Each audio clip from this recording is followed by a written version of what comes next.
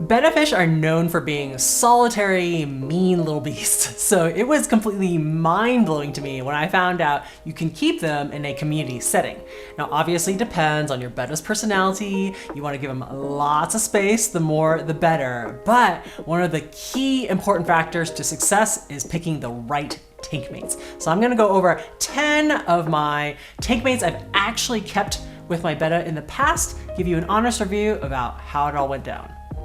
First up, we have platies and mollies, and that would be a definite no from me. Not only are they brightly colored usually and about the same size as a Betta fish, but because they're such fast, voracious eaters, whenever it's feeding time, they're often kind of the first ones that are up at the top wanting to eat, and that is usually where the Betta fish's territory is, especially if he's been making bubble nests, in the floating leaves. He really doesn't like this swarm of platies that all of a sudden goes up and gets in his way. So that's gonna stress him out.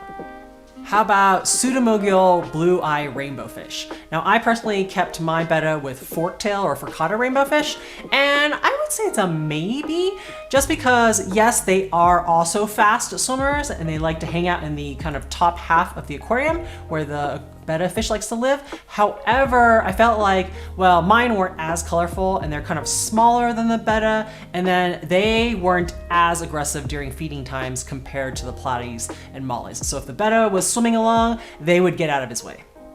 What about cardinal tetras, which I currently have in this aquarium, but I think this also applies to neon tetras, green neon tetras, similar other schooling fish. And yes, they are very colorful. However, they're pretty small, and I would say they're shyer. They get out of my Betta's way. They tend to hang out kind of the middle to bottom half of the aquarium, and during feeding time, they are not the first to go after the food. They are perfectly happy to let Ginkgo, my plakat Betta, eat first, and then they will get the leftovers afterwards. Dwarf chain loaches. I guess I would say they're a maybe.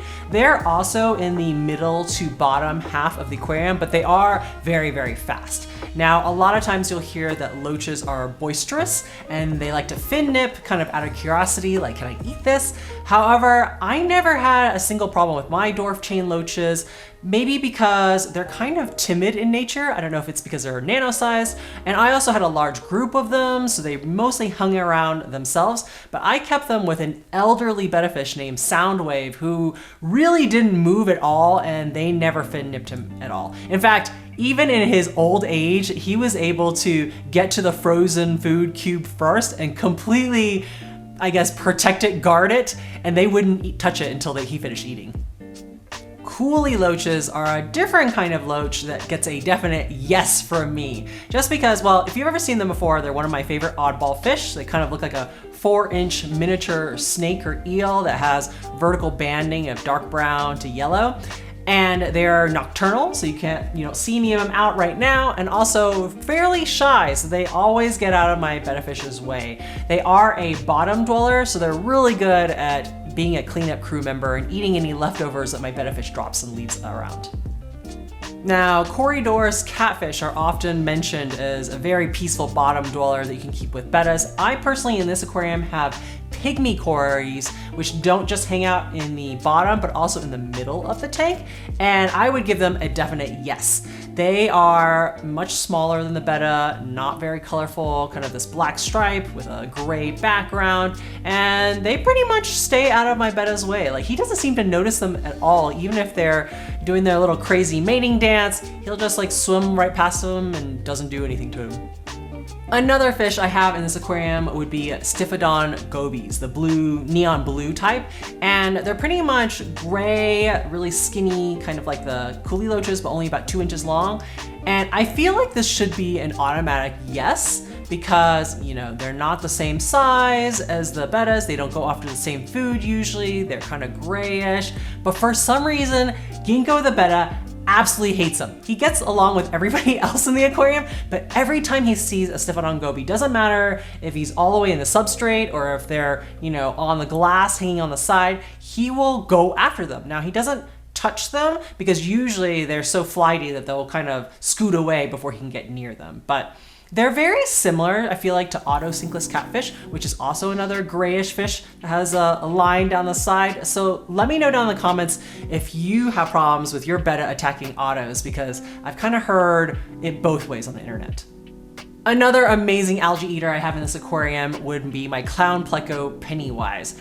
Another definite yes for me, kind of like the coolie loach. She is nocturnal, doesn't really come out, is often hiding in the back by the filter or the heater, and pretty shy basically.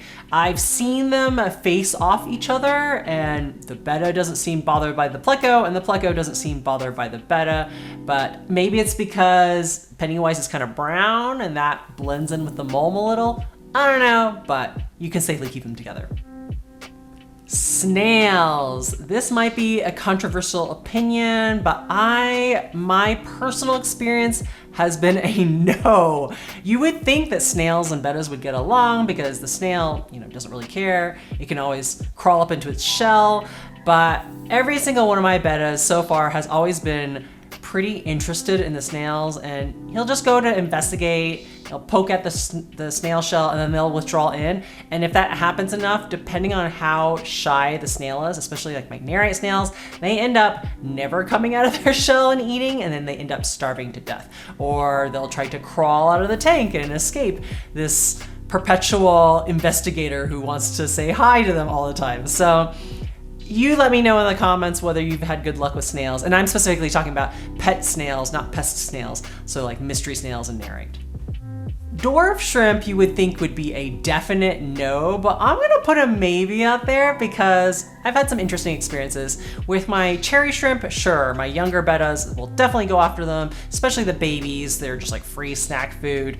However, I had a occasion where I had the same elderly betta, Soundwave. I temporarily put him in a shrimp tank because I had to do some maintenance and moving around of tanks, and he did not go after any shrimp at all, maybe just because he was too old and slow, half blind, but he spent his whole time resource guarding the shrimp specific food I had dropped down for them, so I thought that was really funny.